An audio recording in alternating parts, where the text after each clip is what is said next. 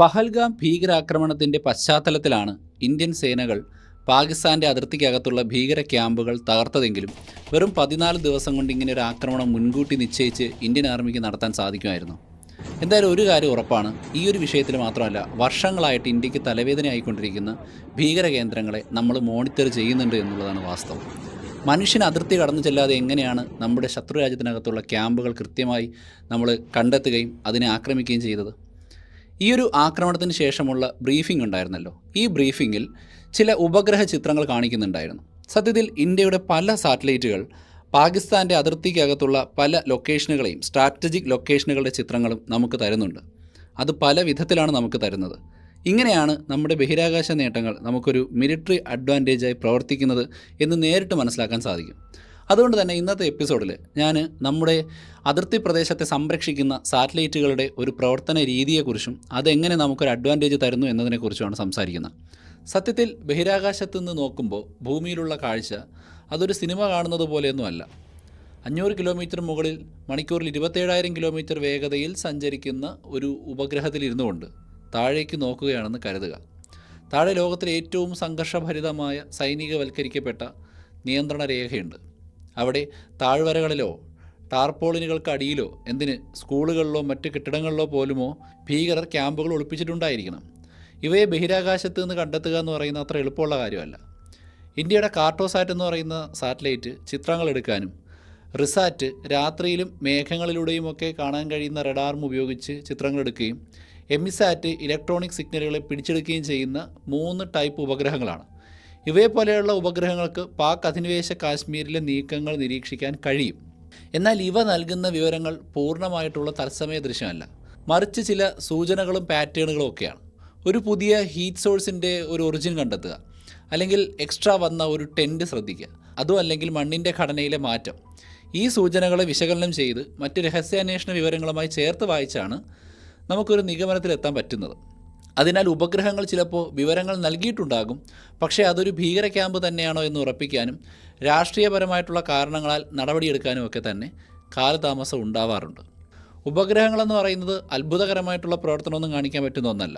പക്ഷേ അപകടം പതിയിരിക്കുന്ന വിശാലമായ പ്രദേശങ്ങളിൽ ഒരു ഇന്ത്യൻ സൈനികൻ്റെ ജീവൻ പോലും പണയപ്പെടുത്താതെ തന്ത്രപരമായിട്ടുള്ള മേൽനോട്ടം വഹിക്കാൻ ഇത്തരം ഉപഗ്രഹങ്ങൾ സഹായിക്കുമെന്നുള്ളത് വസ്തുതയാണ്. ഇനി ഞാൻ പറയാൻ പോകുന്ന കാര്യങ്ങൾ ചിലപ്പോൾ രഹസ്യമല്ലേ, ഇതൊക്കെ പുറത്തുവിടുന്നത് ശരിയാണോ എന്ന് നിങ്ങൾക്ക് തോന്നാം. പക്ഷേ പബ്ലിക്കലി അവൈലബിൾ ആയിട്ടുള്ളതും അതുപോലെ തന്നെ നമുക്ക് ഇൻ്റർനെറ്റിൽ സെർച്ച് ചെയ്ത് കണ്ടുപിടിക്കാൻ കഴിയുന്നതുമായിട്ടുള്ള വിവരങ്ങളുടെ അടിസ്ഥാനത്തിലാണ് ഞാൻ ഈ വീഡിയോ ചെയ്തിരിക്കുന്നത്. ഇന്ത്യയുടെ പ്രധാനപ്പെട്ട നിരീക്ഷണ ഉപഗ്രഹങ്ങളിലൊന്നാണ് കാർട്ടോസാറ്റ്. അത് വിക്ഷേപിച്ച സമയത്ത് നമ്മളൊരു വീഡിയോ ചെയ്തിരുന്നു.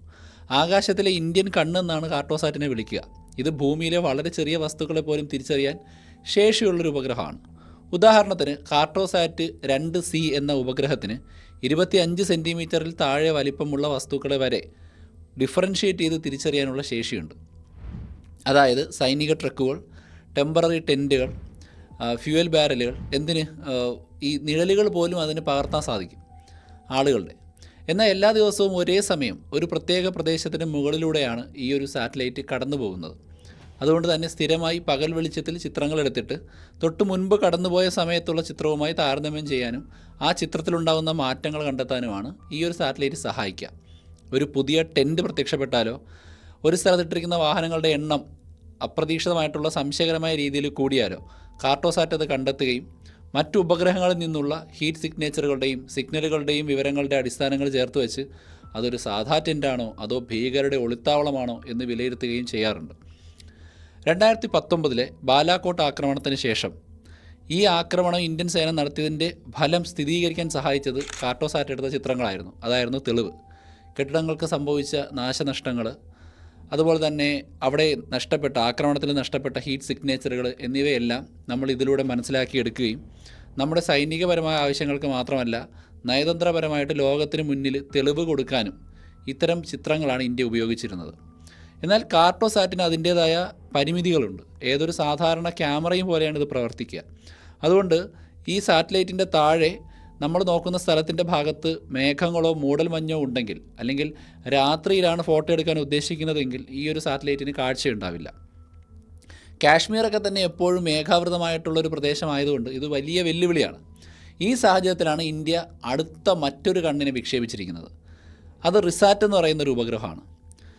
കാർട്ടോസാറ്റിൻ്റെ കാഴ്ച നഷ്ടപ്പെടുന്ന സ്ഥലത്ത് റിസാറ്റ് കാണുന്നുണ്ട്. സൂര്യപ്രകാശത്തിൻ്റെയോ അല്ലെങ്കിൽ നല്ല കാലാവസ്ഥയുടെയോ സാധ്യതകളെ ആശ്രയിക്കാതെ ഇത് പ്രവർത്തിക്കുകയും റഡാർ ഇമേജിംഗ് എന്നുള്ള സംവിധാനം ഉപയോഗിക്കുകയും ചെയ്യുന്നുണ്ട്. അപ്പോൾ റിസാറ്റ് എന്താണ് ചെയ്യുന്നത്? അത് ഭൂമിയിലേക്ക് മൈക്രോവേവ് സിഗ്നലുകളെ അയക്കും. എന്നിട്ട് അവ വസ്തുക്കളെ തട്ടി തിരിച്ചു വരുന്നത് സ്വീകരിച്ച് ചിത്രങ്ങൾ രൂപപ്പെടുത്തും. നമ്മൾ റഡാർ വർക്ക് ചെയ്യുന്ന പോലെയാണ്. മേഘങ്ങൾ, ഇരുട്ട്, പുക, എന്തിനേറെ ചെറിയൊരു മരക്കൂട്ടത്തിനിടയിൽ പോലും എന്തൊക്കെയാണെന്ന് കാണാൻ ഈ സിന്തറ്റിക് അപ്പർച്ചർ റഡാർ സാങ്കേതികവിദ്യ സഹായിക്കാറുണ്ട്. സിമ്പിളായിട്ട് പറഞ്ഞാൽ വവ്വാലുകൾ ഇരുട്ടിൽ ഇരപിടിക്കുന്നത് എങ്ങനെയാണ്? അത് ചില ശബ്ദങ്ങൾ പുറത്തുവിടും. അത് ഇരകളിൽ തട്ടി തിരിച്ചു വരുമ്പോൾ ഇരയെ മനസ്സിലാക്കി ആ ശത്രുവിനെ അല്ലെങ്കിൽ ആ ഇരയെ പിടിച്ച് ഭക്ഷിക്കും. ഇതേപോലെ വവ്വാൽ ഇരുട്ടിൽ ശബ്ദ തരംഗങ്ങൾ ഉപയോഗിക്കുന്നത് പോലെയാണ് റിസാറ്റ് പ്രവർത്തിക്കുന്നത്. പക്ഷേ ഇവിടെ മൈക്രോവേവ് തരംഗങ്ങൾ ബഹിരാകാശത്ത് നിന്ന് ഉപയോഗിക്കുന്നു എന്നുള്ളതാണ് പ്രധാനപ്പെട്ട പ്രത്യേകത. ശബ്ദമല്ല, മൈക്രോവേവാണ്. തീവ്രവാദികൾ മേഘങ്ങളുള്ള സമയത്തോ രാത്രിയിലോ മഴയത്തോ നുഴഞ്ഞു കയറാൻ ശ്രമിക്കുകയാണെങ്കിൽ റിസാറ്റ് അവരെ നിരീക്ഷിക്കുന്നുണ്ടായിരിക്കണം. ഏകദേശം 35 സെൻറ്റിമീറ്റർ വരെ വലിപ്പമുള്ള റെസൊല്യൂഷനിൽ ചിത്രങ്ങളെടുക്കാൻ കഴിവുള്ള റിസാറ്റ് 2B പോലെയുള്ള ഉപഗ്രഹങ്ങൾക്ക് ഒരു ദിവസത്തിൽ പലതവണ ഒരേ സ്ഥലത്തിൻ്റെ മുകളിലൂടെ പറന്ന് ചിത്രങ്ങൾ എടുത്ത് അവിടെ നിരീക്ഷിക്കാൻ സാധിക്കും. അപ്പോൾ തറയിലുണ്ടാകുന്ന ചെറിയ മാറ്റങ്ങൾ, അതായത് പുതിയൊരു കാൽപ്പാട് അല്ലെങ്കിൽ പുതിയതായിട്ട് ബങ്കറുകൾ കുഴിച്ചിട്ടുണ്ടോ, ചെളിയിലോ മഞ്ഞിലോ വാഹനങ്ങൾ പോയിട്ടുണ്ടോ എന്നിവയെല്ലാം കണ്ടെത്താൻ ഇതിൻ്റെ റഡാറുകൾ കൊണ്ട് സാധിക്കുമെന്നാണ് എനിക്ക് വായിച്ചപ്പോൾ മനസ്സിലായത്. ബലാക്കോട്ട് ആക്രമണത്തിന് ശേഷം പാകിസ്ഥാൻ അവിടെ പുതിയ ബങ്കറുകൾ നിർമ്മിക്കുന്നുണ്ടോ അല്ലെങ്കിൽ അവർ ഭീകര ക്യാമ്പുകൾ മാറ്റി സ്ഥാപിക്കുന്നുണ്ടോ എന്നെല്ലാം നിരീക്ഷിക്കാൻ റിസാറ്റ് നമ്മളെ സഹായിച്ചിരുന്നു. അപ്പോൾ ഇത് സർജിക്കൽ സ്ട്രൈക്കിന് മുമ്പ് വഴികൾ സ്കാൻ ചെയ്യാനും ലഡാക്കിൻ്റെ സംഘർഷ സമയത്ത് ചൈനീസ് സൈനിക വിന്യാസം നിരീക്ഷിക്കാനുമൊക്കെ തന്നെ ഉപയോഗിച്ചിട്ടുണ്ട്. എന്നാൽ തീവ്രവാദികൾ റഡാറിൽ പതിയാത്ത പ്ലാസ്റ്റിക് ടാർപ്പകളും ടെമ്പറേച്ചർ പുറത്തുവിടാത്ത വസ്തുക്കളും ഉപയോഗിച്ച് കഴിഞ്ഞാൽ ഇത്തരം സാറ്റലൈറ്റുകളെ കബളിപ്പിക്കാൻ പറ്റും. എന്നാൽ അത്തരം സാഹചര്യങ്ങളിലും അസാധാരണമായി കാണപ്പെടുന്ന ചില കാര്യങ്ങൾ കാണുകയോ നമ്മൾ പ്രതീക്ഷിച്ച സാധനങ്ങൾ കാണാതാകുമ്പോഴോ, ഉദാഹരണത്തിന് ഒരു വഴി പെട്ടെന്ന് മാഞ്ഞു പോയാൽ നമുക്കതിനെ കണ്ടെത്താൻ കഴിയും. ആ ഒരു സാഹചര്യം മനസ്സിലാക്കാൻ പറ്റും. പിന്നെ AI സാങ്കേതിക വിദ്യയുടെ സഹായത്തോടെ ഈ ഡാറ്റകളെ വിശകലനം ചെയ്ത് അപകട സാധ്യതകൾ കണ്ടെത്തുന്നുണ്ട്. ചിത്രങ്ങൾ എടുക്കുന്നതിനും റഡാർ ഉപയോഗിച്ച് കാണുന്നതിനും അപ്പുറം ഇന്ത്യയുടെ മറ്റൊരു പ്രധാനപ്പെട്ട ഉപഗ്രഹമാണ് എമിസാറ്റ്. എമിസാറ്റ് കാണുകയല്ല, മറിച്ച് കേൾക്കുകയാണ് ചെയ്യുന്നത്. ശത്രുക്കൾ ഉപയോഗിക്കുന്ന റഡാറുകൾ, വയർലെസ് സെറ്റുകൾ, മൊബൈൽ ഫോണുകൾ തുടങ്ങിയ ആശയവിനിമയ ഉപകരണങ്ങളെ നിരീക്ഷിക്കുന്നതിനോ അതിൽ നിന്ന് വരുന്ന സിഗ്നലുകളെ പിടിച്ചെടുത്ത് ഡീകോഡ് ചെയ്യുന്നതിനോ എമിസാറ്റിന് സാധിക്കാറുണ്ട്. തീവ്രവാദികൾ ഗുഹകളിലോ കാടുകളിലോ ഒളിച്ചിരിക്കുമ്പോൾ കാർട്ടോസാറ്റിനോ റിസാറ്റിനോ അവരെ കണ്ടെത്താൻ കഴിയില്ല. എന്നാൽ അവർ അവിടെ ഇരുന്നു കൊണ്ട് ആശയവിനിമയത്തിന് വേണ്ടി ഒരു റേഡിയോ ഉപയോഗിച്ചാൽ അല്ലെങ്കിൽ സാറ്റലൈറ്റ് ഫോൺ ഉപയോഗിച്ചാൽ, അതും അല്ലെങ്കിൽ അവരുടെ കയ്യിലുള്ള ഏതെങ്കിലും റേഡിയേഷൻ പുറത്തുവിടുന്ന ഉപകരണം പ്രവർത്തിപ്പിച്ചാൽ അതിൽ നിന്നുള്ള സിഗ്നലുകൾ എമിസാറ്റ് പിടിച്ചെടുക്കും. ഈ സിഗ്നലിൻ്റെ ഉറവിടം എവിടെയാണെന്ന് വളരെ കൃത്യമായി കണ്ടെത്താനും സാധിക്കും. ഇങ്ങനെ ലഭിക്കുന്ന വിവരങ്ങൾ കാർട്ടോസാറ്റിൻ്റെ ചിത്രങ്ങളും റിസാറ്റിൻ്റെ ഡാറ്റയുമായിട്ട് ഒത്തുനോക്കിയിട്ട് അതൊരു ഭീകര കേന്ദ്രമാണോ എന്ന് ഉറപ്പുവരുത്തുന്നു. നിയന്ത്രണ രേഖയ്ക്ക് കുറുകെയുള്ള എല്ലാ ഇലക്ട്രോണിക് സിഗ്നലുകളും എമിസാറ്റ് നിരന്തരം നിരീക്ഷിക്കുന്നുണ്ട്. അപ്പോൾ അവയുടെ ഒരു സിഗ്നൽ മാപ്പ് തയ്യാറാക്കിയാണ് അത് ഇന്ത്യൻ ആർമിക്ക് കൊടുക്കുന്നത്. ഒരു പാകിസ്ഥാൻ റഡാർ ഓണാകുകയോ തീവ്രവാദികൾ പ്രത്യേക കോഡിൽ റേഡിയോ സന്ദേശങ്ങൾ അയക്കുകയോ ചെയ്താൽ ഇതെല്ലാം നമുക്ക് പിടിച്ചെടുക്കാൻ പറ്റും. തീവ്രവാദികൾ ശക്തി കുറഞ്ഞ സിഗ്നലുകൾ അയക്കാൻ കഴിയുന്ന ഉപകരണങ്ങൾ ഉപയോഗിച്ചോ വളരെ കുറഞ്ഞ സമയത്തേക്ക് മാത്രം സിഗ്നലുകൾ അയച്ചോ ഈ ഒരു സാറ്റലൈറ്റിനെ കബളിപ്പിക്കാൻ ശ്രമിക്കാറുണ്ട്. എന്നാൽ വ്യത്യസ്ത ഫ്രീക്വൻസികളിൽ പ്രവർത്തിക്കാനും അസാധാരണമായ സിഗ്നൽ പാറ്റേണുകൾ തിരിച്ചറിയാനും എമിസാറ്റിന് നല്ല കഴിവുണ്ട്. ഇതിനോടൊപ്പം തന്നെ ചൂടളക്കുന്ന അല്ലെങ്കിൽ താപമളക്കുന്ന തെർമൽ ഹൈപ്പർ സ്പെക്ട്രൽ പോലെയുള്ള പുതിയ സാങ്കേതിക വിദ്യകൾ കൂടി ചേരുമ്പോൾ നമ്മുടെ നിരീക്ഷണം കൂടുതൽ ശക്തമാണ്. ഉദാഹരണത്തിന് ഒരു പ്രദേശം ചൂട് പിടിച്ചിട്ടുണ്ടോ എന്നോ അവിടെയുള്ള മണ്ണിൽ സ്ഫോടക വസ്തുക്കളുടെ അംശമുണ്ടോ എന്നോ കണ്ടെത്താൻ ഈ പുതിയ സാങ്കേതിക വിദ്യകൾ സഹായിക്കും. ഇങ്ങനെ കാർട്ടോസാറ്റ്, റിസാറ്റ്, എമിസാറ്റ് തുടങ്ങിയ ഉപഗ്രഹങ്ങളിൽ നിന്നും തെർമൽ ഹൈപ്പർ സ്പെക്ട്രൽ സെൻസറുകളിൽ നിന്നും ലഭിക്കുന്ന വിവരങ്ങൾ ഒരുമിച്ച് ചേർത്താണ് ഇന്ത്യയുടെ സൈന്യം പല തീരുമാനങ്ങളും എടുക്കുന്നത്. ഒരു സംശയാസ്പദമായ സാഹചര്യം കണ്ടെത്തിയാൽ വിവിധ ഉപഗ്രഹങ്ങളിൽ നിന്നുള്ള വിവരങ്ങൾ ഒത്തുനോക്കി അതിനെ സ്ഥിരീകരിക്കും. പിന്നീട് AI സഹായത്തോടു കൂടി ഈ വിവരങ്ങളെ വിശകലനം ചെയ്ത് അതൊരു യഥാർത്ഥ ഭീഷണിയാണോ എന്ന് വിലയിരുത്തും. ദേശീയ സാങ്കേതിക ഗവേഷണ സ്ഥാപനം അഥവാ NTRO പോലെയുള്ള ഏജൻസികളാണ് ഈ വിവരങ്ങളെ ഏകോപിപ്പിക്കുന്നത്. ഒരു ലക്ഷ്യം ഉറപ്പിച്ചു കഴിഞ്ഞാൽ വ്യോമാക്രമണം വേണോ, കമാൻഡോ ഓപ്പറേഷൻ വേണോ, അതോ ഡ്രോൺ ഉപയോഗിച്ചുകൊണ്ടുള്ള നിരീക്ഷണം വേണോ എന്നൊക്കെ ഇതിന് ശേഷമാണ് തീരുമാനിക്കുന്നത്. ഈ പ്രക്രിയകളെല്ലാം ഇപ്പോൾ വളരെ വേഗത്തിലാണ് നടക്കുന്നത്. ചിലപ്പോൾ 12 മണിക്കൂറിനുള്ളിൽ ഒരു റിയാക്ഷൻ കൊടുക്കാൻ അല്ലെങ്കിൽ ഒരു സൈനിക നടപടിക്ക് തുടക്കമിടാൻ ഇങ്ങനെ നമുക്ക് സാധിക്കുന്നുണ്ട്. ഉദാഹരണത്തിന് ബാലാക്കോട്ട് ആക്രമണത്തിൽ ലക്ഷ്യസ്ഥാനത്തിൻ്റെ കൃത്യമായ ഭൂപടം നൽകാനും ആക്രമണശേഷം നാശനഷ്ടം വിലയിരുത്താനും നമ്മുടെ ഉപഗ്രഹങ്ങൾ സഹായിച്ചു എന്ന് ഞാൻ പറഞ്ഞില്ലേ. കൃത്യമായ ലക്ഷ്യസ്ഥാനം അറിയുന്നത് കൊണ്ട് സാധാരണക്കാർക്ക് അപകടമുണ്ടാക്കുന്നത് പരമാവധി നമുക്ക് കുറയ്ക്കാൻ കഴിയും. ഹെറോൺ, ആർച്ചർ പോലെയുള്ള ഡ്രോണുകളെ ഉപഗ്രഹങ്ങളുമായി ബന്ധിപ്പിച്ച് റിയൽ ടൈം ഡാറ്റകൾ നൽകുന്നതിലൂടെ അവയുടെ പ്രവർത്തനം കൂടുതൽ കാര്യക്ഷമമാക്കാറുണ്ട്. കൂടാതെ ഇപ്പോൾ നടന്നിരിക്കുന്ന ആക്രമണത്തിൽ റഫേൽ വിമാനത്തിൽ നിന്ന് സ്കാൽപ്പ്, ഹാമർ ടൈപ്പ് മിസൈലുകളും കൃത്യമായ രീതിയിൽ ലക്ഷ്യസ്ഥാനത്ത് എത്തിച്ചേരാനായിട്ട് സഹായിച്ചതും ഇത്തരത്തിലുള്ള സാറ്റലൈറ്റുകളുടെ കൃത്യമായ കോർഡിനേഷനാണെന്ന് നമുക്ക് പറയാൻ കഴിയും. എന്നാൽ ഇന്ത്യ നിരീക്ഷിക്കുന്നത് പോലെ തന്നെ മറ്റു രാജ്യങ്ങളും ഇന്ത്യയെ നിരീക്ഷിക്കുന്നുണ്ട്.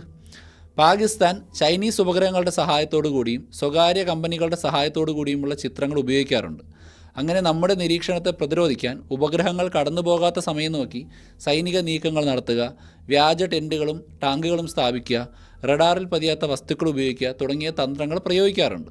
ഇതിനപ്പുറം ഭാവിയിൽ ഇങ്ങനെയുള്ള നിരീക്ഷണ ഉപഗ്രഹങ്ങളെ തകർക്കാൻ കഴിയുന്ന മിസൈലുകൾ ഉണ്ടാക്കിയെടുക്കാൻ സാധ്യതയുണ്ട്. ഉദാഹരണത്തിന് ഇന്ത്യക്ക് മിഷൻ ശക്തിയിലൂടെ ഇങ്ങനൊരു കഴിവുണ്ടെന്ന് നമ്മൾ തെളിയിച്ചായിരുന്നു. അതായത് ഒരു സാറ്റലൈറ്റിനെ നമ്മൾ ഭൂമിയിൽ നിന്നുകൊണ്ട് മിസൈൽ വിട്ട് തകർത്തിരുന്നു. അപ്പോൾ മറ്റ് ബഹിരാകാശ ആയുധങ്ങളും വരാൻ സാധ്യതയുണ്ട് എന്നാണ് ഞാൻ പറഞ്ഞത്. അതുകൊണ്ട് തന്നെ ഉപഗ്രഹങ്ങൾ നൽകുന്ന നിരീക്ഷണത്തിനപ്പുറം സ്വന്തം ഉപഗ്രഹങ്ങളെ സംരക്ഷിക്കാനും ശത്രുക്കളുടെ നിരീക്ഷണത്തെ മറികടക്കാനുമുള്ള കഴിവുകൾ നമ്മൾ നേടേണ്ടതും അതിനനുസരിച്ച് സാറ്റലൈറ്റ് സാങ്കേതികവിദ്യ അപ്ഗ്രേഡ് ചെയ്യേണ്ടതും അത്യാവശ്യമാണ്. ആകാശം എന്ന് പറയുന്നത് ഇപ്പോൾ വെറും കാഴ്ചക്കാരല്ല, അതൊരു യുദ്ധകളം കൂടിയാണ് എന്നാണ് ഞാൻ പറഞ്ഞു വന്നത്.